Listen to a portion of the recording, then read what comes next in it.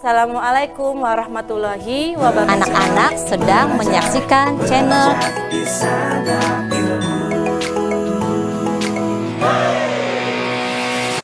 Belajar di Santap Ilmu. Banyak video-video baru yang selalu terkasih menemanimu. Ayo belajar di Santap Ilmu. Assalamualaikum warahmatullahi wabarakatuh. Salam semangat semuanya. Kembali lagi bersama saya Eni Raeni dari SMP 1 Gempol di channel YouTube Santap Ilmu. Pada pagi hari ini saya akan menyampaikan materi yang berjudul karakteristik dan klasifikasi makhluk hidup. Sebelum pada pembahasan, saya akan menjelaskan di sini yaitu tujuan pembelajaran dari karakteristik dan klasifikasi makhluk hidup. Di antaranya, 1. Mampu membedakan makhluk hidup dengan benda mati. Yang kedua, memahami alasan dan cara pengelompokan makhluk hidup. Serta yang ketiga, menjelaskan urutan takson dan klasifikasi 5 kingdom. Sekarang sebelumnya, coba diskusikan atau kita kenali dulu apa yang membedakan makhluk hidup dengan benda mati. Oke. Nanti akan kita bahas bersama, yaitu bagian 1 adalah makhluk hidup atau benda mati. Dari sini, apa sekiranya yang bisa membedakan antara makhluk hidup dan benda mati? Nah, sekarang kita coba bandingkan ciri-ciri dari makhluk hidup dan benda mati. Di mana untuk ciri-ciri makhluk hidup diantaranya yaitu adalah bergerak, tumbuh dan berkembang, bereproduksi, bernafas, membutuhkan makan dan minum. Juga makhluk hidup itu terdiri dari sel. Tuh. Sementara untuk makhluk tak hidup atau benda mati atau disebut juga sebagai abiotik, dia mempunyai ciri kebalikannya, itu berbanding terbalik dengan makhluk hidup. Berarti apa? Sini berarti dia tidak bisa bergerak, tidak bernafas, tidak mampu bereproduksi, tidak membutuhkan makan dan minum, apalagi terdiri dari sel. Itu ya. Kita lanjut untuk penjabarannya. Sini. Karakteristik makhluk hidup diantaranya itu bergerak. Gimana makhluk hidup dapat bergerak? Bergeraknya makhluk hidup itu ada yang namanya bergerak itu ada 2. Ada gerak pasif, ada gerak aktif. Dimana untuk gerak aktif ini contohnya adalah gerak yang mampu berpindah tempat, adanya perpindahan tempat, mengalami perpindahan tempat. Contohnya pada hewan atau kita manusia, dia mengalami gerak aktif. Sementara gerak pada tumbuhan itu disebutnya gerak pasif. Karena apa? Tumbuhan itu tidak berpindah tempat. Ya.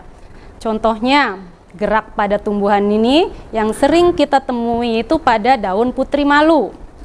Pada saat kita pegang ini daun, dia dapat mengatup atau layu. Nah, itu seperti itu. Itu contoh dari gerak pasif tumbuhan. Sementara selain tumbuhan, dia melakukan gerak-gerak aktif.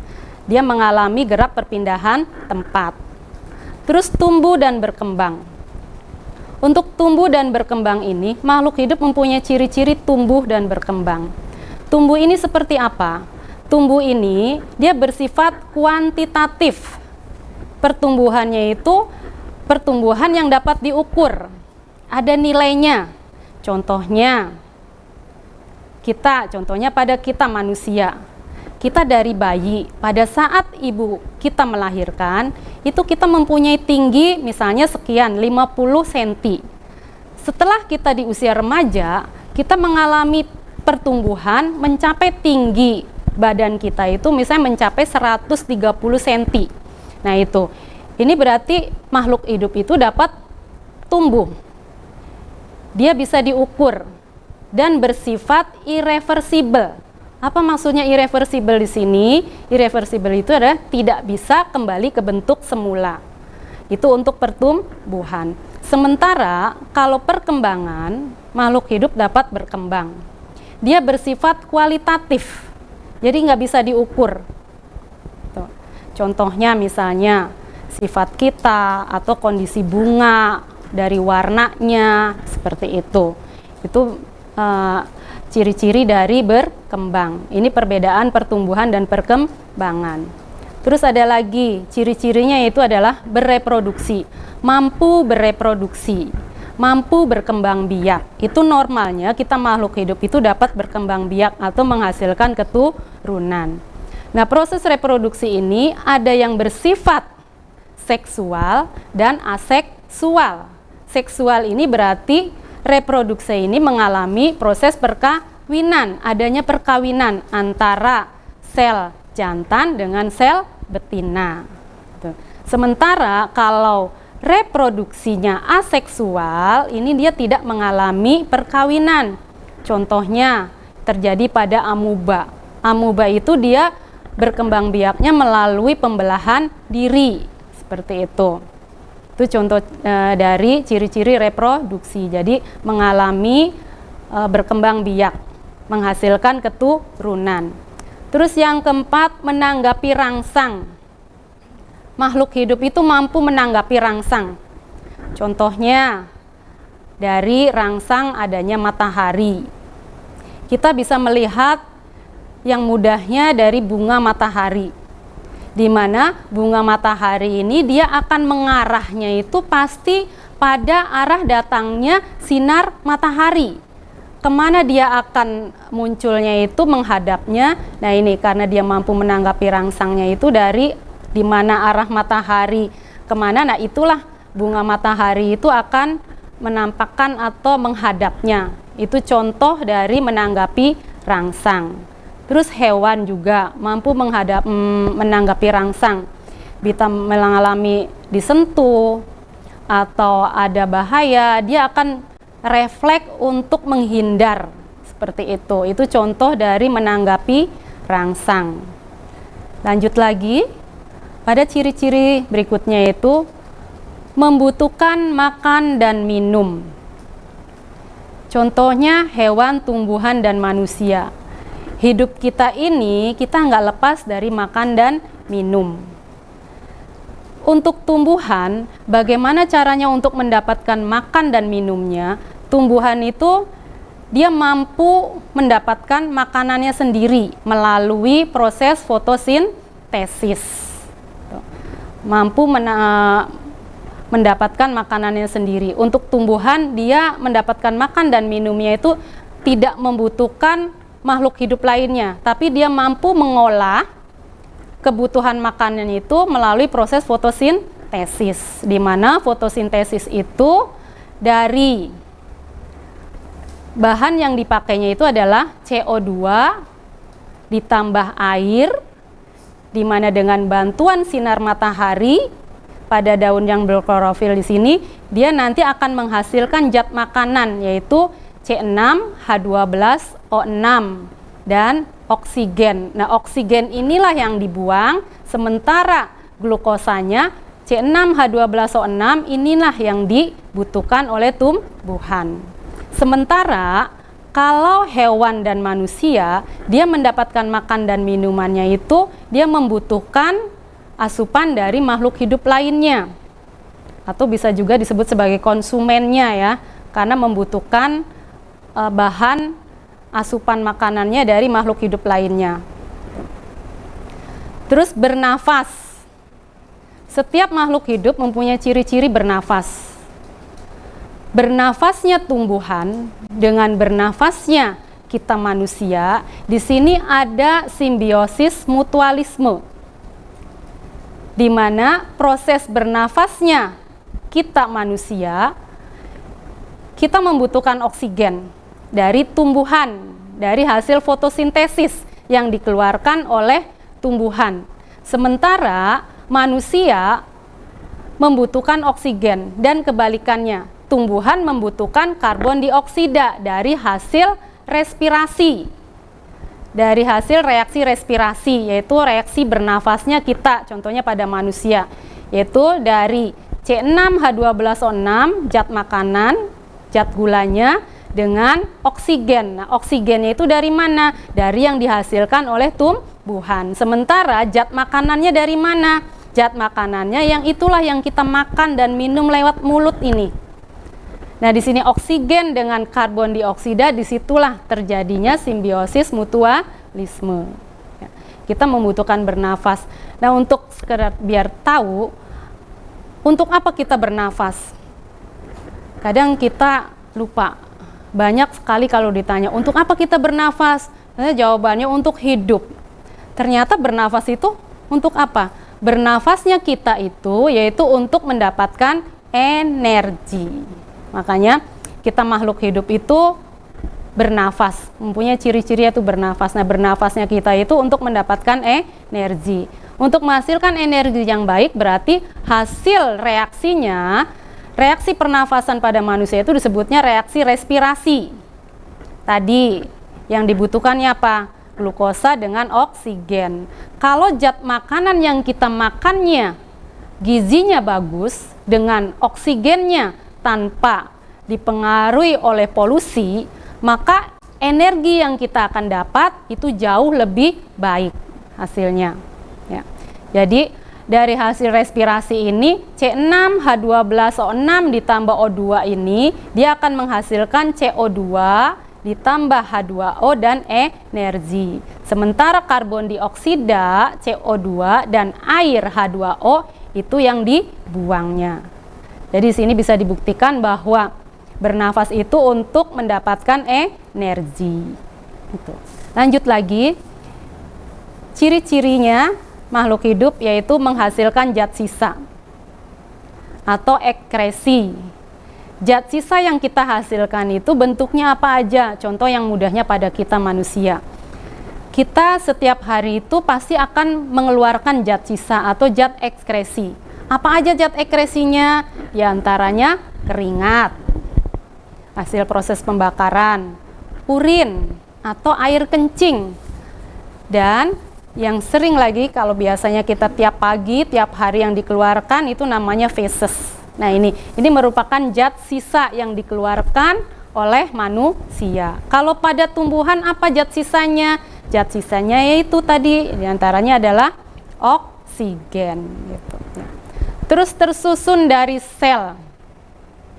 Makhluk hidup itu tersusun dari sel. Sel ini adalah bagian terkecil penyusun struktur organisasi makhluk hidup.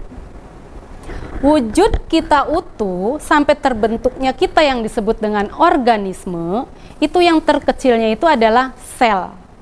Di mana ada beberapa makhluk hidup yang terdiri dari satu sel atau yang disebut dengan uniseluler, biasanya ada pada bakteri, contohnya bakteri. Bakteri itu dia makhluk hidup yang terdiri dari satu sel. Sementara kalau manusia ini terdiri dari jutaan ribu sel. Ya. Jadi fisiknya kita ini, tubuh kita ini dari ujung kaki sampai ujung kepala itu tersusun bagian terkecilnya itu adalah sel. Nanti dari sel ini akan membentuk suatu jaringan, dari jaringan membentuk organ, setelah organ terbentuklah yang namanya sistem organ. Barulah terbentuk organisme, yaitu wujud kita utuhnya ini. Kita lanjut lagi, itu beberapa ciri-ciri dari makhluk hidup.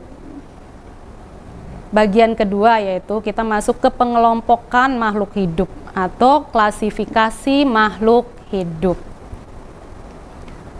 Seperti kita ketahui bahwa yang namanya makhluk hidup itu banyak banget.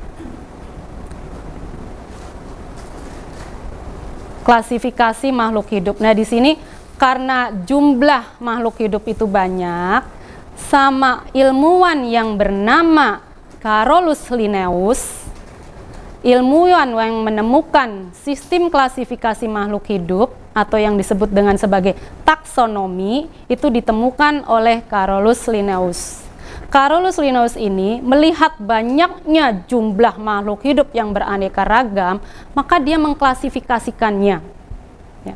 Nah, untuk apa tujuannya klasifikasi makhluk hidup itu? Sini, untuk mengelompokkan makhluk hidup berdasarkan persamaan dan perbedaan cirinya, serta untuk memudahkan ilmuwan atau kita dalam mempelajari dan mengidentifikasi berbagai jenis makhluk hidup. Itu tujuan dari klasifikasi makhluk hidup. Bagaimana caranya mengklasifikasikan makhluk hidup ini? Ini ada cara yang biasanya disebut dengan kunci klasifikasi. Kunci klasifikasi. Kunci ini adalah panduan untuk mengidentifikasi makhluk hidup berdasarkan ciri-ciri yang dimilikinya. Kunci ini harus mudah dan jelas. Ya. Apa aja kuncinya? Perhatikan di sini. Untuk kunci klasifikasi makhluk hidup, itu yang sering kita pakai yaitu menggunakan kunci dikotom. Apa itu kunci dikotom? Kunci dikotom ini kunci yang berisi dua pilihan ciri yang berlawanan. Digunakan untuk mengelompokkan makhluk hidup hingga takson yang lebih spesifik. Sebelum kita ke urutan taksonnya, tadi ya ada ilmu yang mempelajari klasifikasi makhluk hidup itu disebutnya taksonomi. Siapa ilmuwan yang menemukannya? Adalah Carolus Linnaeus. Ya. Ini. Bagaimana kunci dikotom itu? Perhatikan selanjutnya. Nah ini contoh dari kunci dikotom pada hewan vertebrata. Kita ngambilnya dari kingdom. Sebelum ke kingdom ya, di sini ada kunci dikotom pada hewan vertebrata. Jadi hewan itu ada yang vertebrata, ada yang invertebrata. Kita ambil contoh kuncinya itu hewan vertebrata. Hewan vertebrata ini berarti hewan yang mempunyai tulang belakang. Kita ambil contohnya. Nah, ini untuk kunci dikotom ini karena memiliki kunci yang memiliki dua jawaban yang berbeda. Dari dua jawaban yang berbeda atau yang berlawanan. Nah, contohnya di sini. Kita ngambil dari vertebrata. Kuncinya, contohnya misalnya, apakah memiliki rambut? Dari vertebrata ini kita ngambil kuncinya, apakah memiliki rambut? Jawabannya itu antara iya dan tidak. Kalau iya di sini berarti kita sudah menemukan jawabannya. Hewan yang memiliki rambut, contohnya apa? Contohnya golongan mamalia. Mamalia contohnya. Mamalia ini hewan yang memiliki rambut. Mamalia adalah hewan yang menyusui. Hewan yang menyusui ini dia memiliki rambut, bukan bulu ya, memiliki rambut. Apa contohnya di sini? Ini contohnya macan, banyak banget. Kucing, kambing contohnya. Itu contoh hewan mamalia, dia memiliki rambut. Jawabannya iya. Terus ada kemungkinan lagi antara ya berarti tidak. Kalau tidak berarti kita ada asumsi lainnya. Yaitu contohnya lagi sini, apakah memiliki bulu? Memiliki bulu. Ya dan tidak lagi. Inilah dikotom itu ya. Ya dan tidak. Kalau iya berarti hewan yang memiliki bulu. Contohnya golongan apa? Golongan unggas. Contoh burung, ayam, golongannya unggas. Terus tidak. Kalau tidak berarti tidak ini ada asumsi lagi, ada kunci lagi yang harus kita buka lagi, yaitu contohnya misalnya, apakah kulitnya kering? Apakah kulitnya kering? Kita lihat lagi, hewan yang memiliki tulang belakang tapi memiliki kulit yang kering. Di sini contohnya golongan reptil. Contoh reptil, komodo, buaya, ya, tuh. Contohnya terus tidak. Tidaknya ini terus sampai kita menemukan lagi. Contoh lagi di sini, apakah ia bersisik? Apakah makhluk hidup ini contohnya apakah ia bersisik? Lagi ya dan tidak lagi. Iya-nya berarti kalau yang bersisik kira-kira hewan apa yang mempunyai sisik? Dia golongan ikan. Nah, contohnya ikan. Terus Tidak, ada jawaban tidak. Tidak ini berarti selain yang tidak bersisik itu apa? Di sini ambil contohnya golongan amfibi. Sampai terus-terusnya. Atau kita boleh sampai di sini, sampai di tidaknya itu sampai selesai di amfibi contohnya. Berarti contoh amfibi itu apa? Katak atau kodok. Nah ini. Jadi kunci dikotom ini mempunyai jawaban yang berlawanan ya. Dari kebalikannya antara ya dan tidak. Sebetulnya ada lagi kunci determinasi yang menggunakan tabel. Ada lagi ya. Nah, di sini Ibu ngambil contohnya kunci dikotom, yaitu dari hewan vertebrata. Kita lanjut lagi untuk lebih jelasnya. Nah, ini. Tadi urutan takson. Taksonomi. Ilmu yang mempelajari klasifikasi makhluk hidup. Dari taksonomi ini, dia mempunyai urutan takson dari tingkatan yang tertinggi sampai tingkatan yang terendah. Tingkatan yang tertingginya apa? Tingkatan yang tertinggi dari urutan takson itu adalah kingdom. Mulainya dari kingdom, kerajaan makhluk hidup. Terus yang kedua, filum atau divisi. Ketiganya turun ke bawah lagi, ini adalah kelas. Setelah kelas, ordo, familia, genus, spesies. Jadi urutan takson itu ada 7. Kalau mulai dari yang tertinggi, itu mulainya dari kingdom sampai spesies. Kalau pertanyaannya urutan takson dari yang terendah sampai yang tertinggi, berarti mulai dari spesies sampai kingdom. Seperti itu. Nah ini, apa sih kingdom? Apa sih spesies? Ini urutan. Jadi penjabaran klasifikasi dunia makhluk hidup itu yang terbesarnya itu merupakan kerajaan. Dan kingdom ini nanti akan Ibu bahas dulu ya. Sebelumnya Ibu jelasin dulu tentang kingdomnya. Kingdom itu adalah kerajaan. Dia adalah takson tertinggi yang berisi banyak anggota dengan persamaan sedikit. Jumlahnya banyak, tapi persamaannya sedikit. Kalau sudah sampai yang terendahnya di spesies, ini kebalikannya dari kingdom. Dia mempunyai jumlah yang sedikit, tapi memiliki persamaan dengan makhluk hidupnya itu ciri-cirinya lebih banyak. Tuh. Nah, di sini. Ini untuk urutan takson harimau. Kita ambil nih contohnya. Jadi urutan dari urutan takson dari kingdom sampai spesies, yang namanya makhluk hidup itu kan banyak banget. Kalau dari dunia misalnya dunia hewan, ada yang hewan bertulang belakang, vertebrata dengan invertebrata. Kita contohnya ya, kita sampai mengambil spesiesnya. Ciri-ciri yang lebih spesifik lagi yang sampai nggak bisa dibagi lagi. Dari kerajaannya sampai ke ciri-ciri yang sudah tidak bisa dibagi lagi sampai ke spesies. Contohnya di sini. Untuk urutan takson harimau. Harimau di sini Panthera tigris. Harimau benggala. Harimau benggala ini kita sampai menemukan spesies harimau benggala ini. Mulainya dia dari mana gitu sampai mendapatkan kerajaannya ini, kerajaannya dia masuknya kerajaan mana gitu ya. Nah ini. Di sini melihat dari urutan taksonnya dulu. Kita ambil pembagiannya dari kerajaan, kingdom. Kingdom animalia, hewan, itu masuknya dalam kingdom animalia. Kingdomnya ngambil kingdom animalia. Nah, dari kingdom animalia, setelah kingdom, ini ada filum atau divisi. Kalau filum, ini sebutan untuk menyatakan hewan. Sementara kalau divisi itu untuk dunia tumbuhan. Jadi kingdom, ada kingdom itu ada 5 ya. Ada kingdom monera, protista, fungi, plantae, dan animalia. Nanti setelah ini akan Ibu jelasin ya. Kita ini dulu ke kerajaan. Jadi urutan takson dulu dari kingdom sampai ke spesies, sampai kita menemukan Panthera tigris atau harimau benggala. Contohnya di sini kerajaannya, kingdomnya kingdom animalia. Terus ke bawahnya ke filum.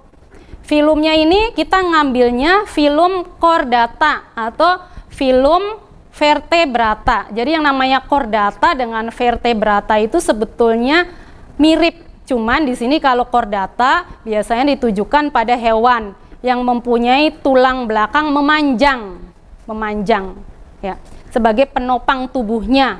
Tuh. Itu chordata. Nah, ini contohnya.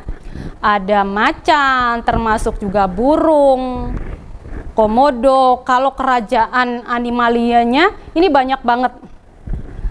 Dari yang bisa dilihat di situ ada gajah, macan, ular, ada buaya, ada serangga, ada juga orang utan, ya, burung. Nah, itu dunia animalia, dunia hewannya banyak banget. Nah, dari dunia hewan ini dibagi lagi, dikerucutkan lagi pada filum. Ya, filumnya ini adalah filum chordata. Kita ngambilnya itu filum chordata. Sebetulnya filum ini ada yang filum invertebrata dan vertebrata. Kita ngambil dari yang vertebratanya, yaitu dunia chordatanya. Dari chordata di sini hewan yang memiliki tulang belakang memanjang. Dari yang tadinya hewannya banyak, ada ular, ada serangga, kita ngambil yang mempunyai, yang masuk dalam chordata, yang memulai tulang belakang yang memanjang. Lebih dikerucutkan lagi. Di situ serangga dia nggak masuk, tapi di sini masuk ada macan tutul, burung, ada komodo, orang utan, gajah, macan, singa, buaya, ular. Itu termasuknya sebagai hewan chordata. Ya. Di situ ada gurita. Gurita itu nggak masuk ke dalam chordata, tapi dia sebagai hewan masuk ke kingdomnya. Setelah filum, kita lebih dikebawahin lagi, dijabarin lagi, yaitu pada kelas, urutannya ke kelas. Kelasnya ini kita ngambilnya dari chordata, hewan yang mempunyai tulang memanjang. Kita ngambil hewan mamalianya. Ini kan banyak yang namanya chordata itu. Ini yang mamalianya. Ada yang menyusui, ada yang tidak menyusui. Kita ngambil hewan yang menyusuinya, kelas yang hewan yang menyusui. Di situ apa aja? Ada macan, orang utan, gajah, singa, macan. Harimau di sini ada buaya, ular. Itu dia tidak masuk ke dalam mamalia, tapi dia masuk pada golongan chordatanya. Kita masuk dikerucutkan lagi ke mamalianya, di kelas mamalia. Yang hewan menyusuinya benar banyak lagi, tapi kita lebih spesifik laginya ngambil dari filum ini, kita ngambil kelasnya itu kelas yang mamalianya.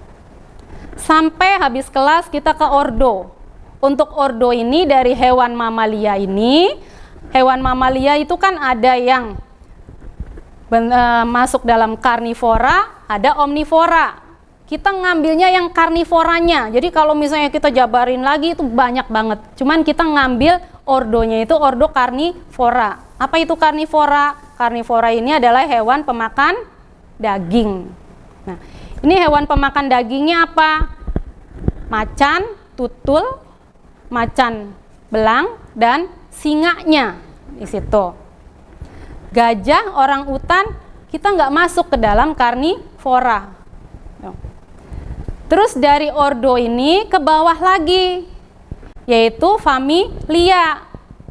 Dari familia karnivora ini, dari ordo karnivora, kita ngambil ke familianya. Familianya kita ngambil yang golongan Felidae atau golongan kucing. Kucingnya kucing. Kalau Felidae itu nama Latin dari kucing. Jadi kalau ada yang namanya Felis, Felis itu berarti artinya kucing ya. Nah, ini familia Felidae. Apa aja yang termasuk familia Felidae ini? Nih lihat dari gambar itu ada macan tutul, macan belang, singa. Nah, itu masuk ke dalam familia Felidae. Dari familia ini kita turun lagi, klasifikasikan lagi dengan ciri-ciri yang lebih spesifik lagi, yaitu pada masuk ke genus. Genus ini juga berarti genusnya, genus Felidae ini kita ngambil yang genus Panthera atau panther ya, panther. Nah, ini yang termasuk golongan panther ini apa? Masih masuk ketiganya, yaitu macan tutul, macan belang, dan singa. Setelah dari sini kita masuk ke spesiesnya. Kalau sudah spesies, ini sudah kita nggak bisa diklasifikasikan lagi. Kita nggak bisa membaginya lagi. Di sini untuk genus Panther itu ada, contohnya di sini kita ngambil ya. Tadi kan bagaimana caranya sampai menemukan Panther tigris. Nah ini spesiesnya itu adalah Panther tigris. Spesiesnya itu adalah tigris. Tigris itu adalah harimau benggala atau kita sering menyebutnya harimau belang, ya, macan belang itu. Kalau sudah Panther tigris, ini Panther ini kan genus, masuknya genus. Nah, spesiesnya ini yang sebagai spesiesnya itu tigrisnya. Kalau sudah di tigris ini sudah tidak bisa dibagi lagi. Contohnya di sini genus itu genus Panther ini sebetulnya banyak.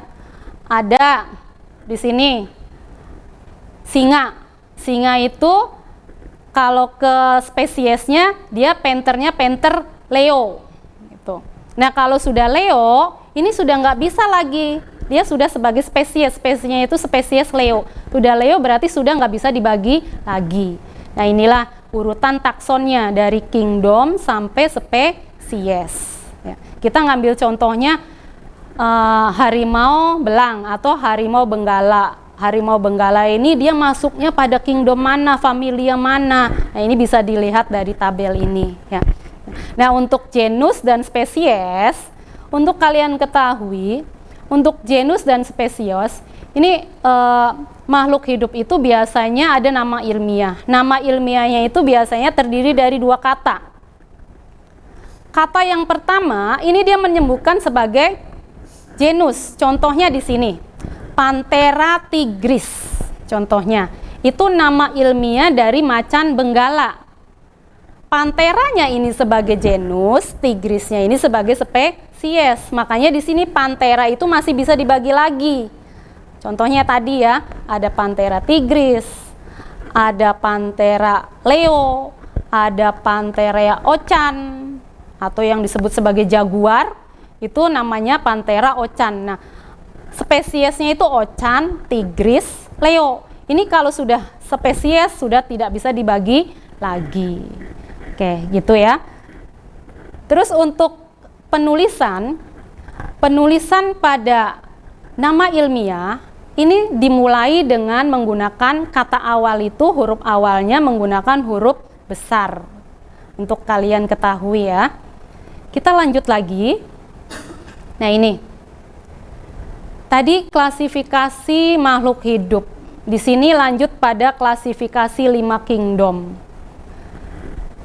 Untuk yang namanya kingdom atau dunia makhluk hidup, kita sering menyebutkan bahwa makhluk hidup itu siapa aja.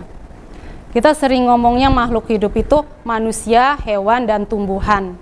Tapi menurut R.H. Whittaker, bahwa dunia makhluk hidup atau kingdom itu lebih dijabarkan lagi, itu ada 5 kingdom. Ya, jadi bukan hanya manusia, hewan, dan tumbuhan aja nih. Ada juga makhluk hidup yang tidak punya ciri-ciri dengan ketiganya, tapi dia itu merupakan makhluk hidup.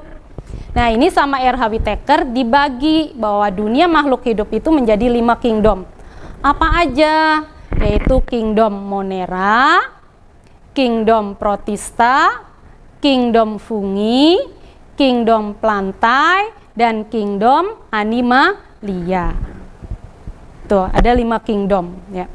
Sekarang perhatikan apa ciri-ciri dari 5 kingdom itu. Kingdom Monera. Kingdom Monera ini mempunyai ciri-ciri dia merupakan organisme prokariotik. Apa prokariotik ini? Yaitu makhluk hidup yang tidak memiliki membran inti sel. Jadi inti selnya itu tidak memiliki membran. Dengan ciri-ciri dia biasanya bersel satu. Tidak memiliki organel. Contohnya golongan bakteri. Jadi bakteri itu dia bukan hewan.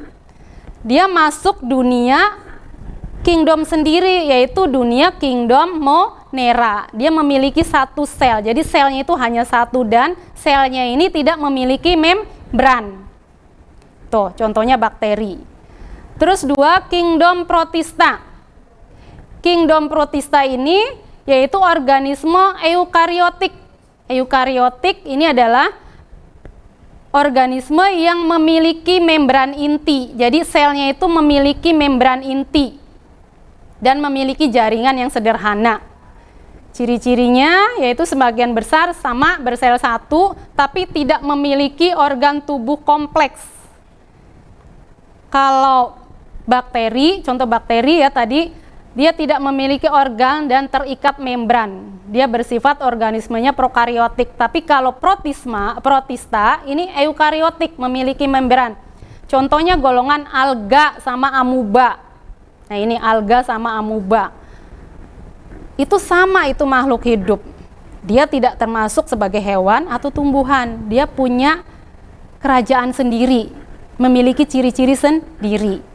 Masuk dalam kingdomnya kingdom protista. Terus ada lagi kingdom fungi. Yang ketiga adalah kingdom fungi. Kingdom fungi ini adalah organisme yang memiliki dinding sel. Dan dia tidak berfotosintesis. Ingat, tidak berfotosintesis. Dia heterotrof, memperoleh makanan dari bahan organik lain. Contohnya golongan fungi ini diet dari fungi, kata-katanya aja fungi. Kita sering mengenal bahwa fungi itu adalah golongan jamur atau ragi. Kadang kita itu sering kalau ditanya, kok jamur itu seperti tumbuhan?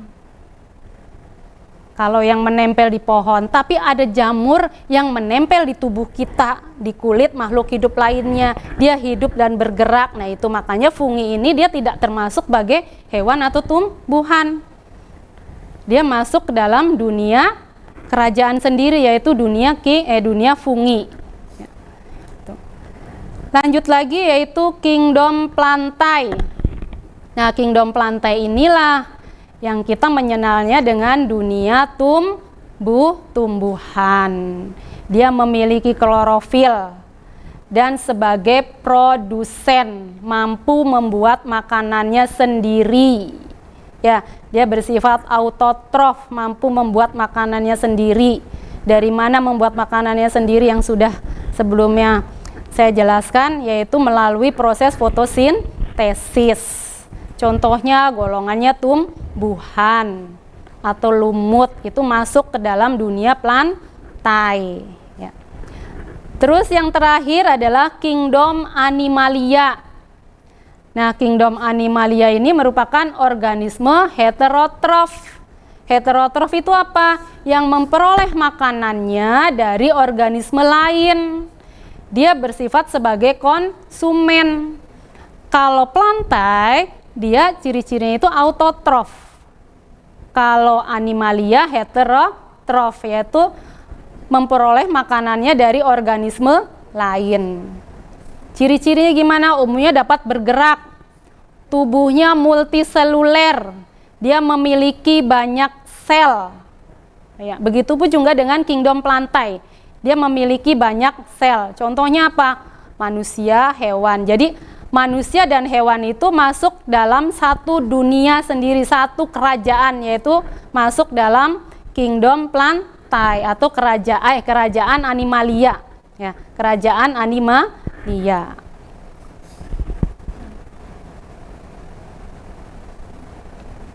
Nah, tadi dari apa yang sudah saya jelaskan, coba kita ke kuis sebentar. Hanya dibaca aja ya. Kita baca kuisnya, yaitu untuk mengingat apa yang sudah tadi saya sampaikan. Pertanyaan 1 nih, ada 5 pertanyaan, dicoba ya. Coba. Makhluk hidup yang mampu membuat makanannya sendiri melalui proses fotosintesis disebutnya apa? Heterotrof, konsumen, autotrof, atau predator? Nah, coba diingat-ingat apa?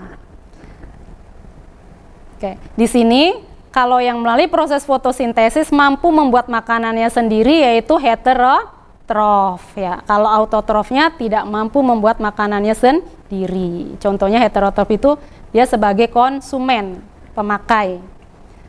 Pertanyaan yang kedua, proses pengelompokan makhluk hidup berdasarkan persamaan dan perbedaan ciri-ciri tersebut, yang disebut. Proses pengelompokan makhluk hidup berdasarkan persamaan dan perbedaan ciri-cirinya. Ini disebutnya apa? Disebutnya adalah klasifikasi. Ya. Dari pertanyaan ketiga coba lagi. Nanti silakan ya, nanti dipelajari sendiri. Kingdom yang terdiri dari organisme tanpa membran inti sel adalah apa ini? Kingdomnya, kingdom itu ada 5. Di sini apa? Ya. Pertanyaan yang ketiga. Lanjut ya, coba nanti dijawab sendiri. Kira-kira apa di sini? Nah, ini urutan takson. Urutan takson makhluk hidup dari yang tertinggi hingga rendah, hingga terendah. Mulai yang tertinggi sampai terendah. Kalau yang tertinggi di sini saya bantu, tertinggi itu mulainya dari kingdom sampai spesies. Tapi di sini urutannya harus benar. Ya. Diingat. Keempat, manakah dari berikut ini yang bukan ciri dari makhluk hidup? Di awal, ciri-ciri makhluk hidup itu ada 8. Apa aja di sini? Menghasilkan zat sisa, memproduksi energi dari cahaya, tumbuh dan berkembang, tidak bereaksi terhadap rangsangan. Oke. Dari 5 kuis tadi, semoga apa yang Ibu sampaikan, yang saya sampaikan hari ini, semoga banyak bermanfaat buat kalian semua. Terima kasih. Saya akhiri. Billahi taufik wal hidayah. Assalamualaikum warahmatullahi wabarakatuh. Terus dukung channel Santap Ilmu dengan like, subscribe, dan share konten-konten kami ke teman-teman kamu ya. Sampai bertemu di konten berikutnya. Ayo belajar di Santap Ilmu.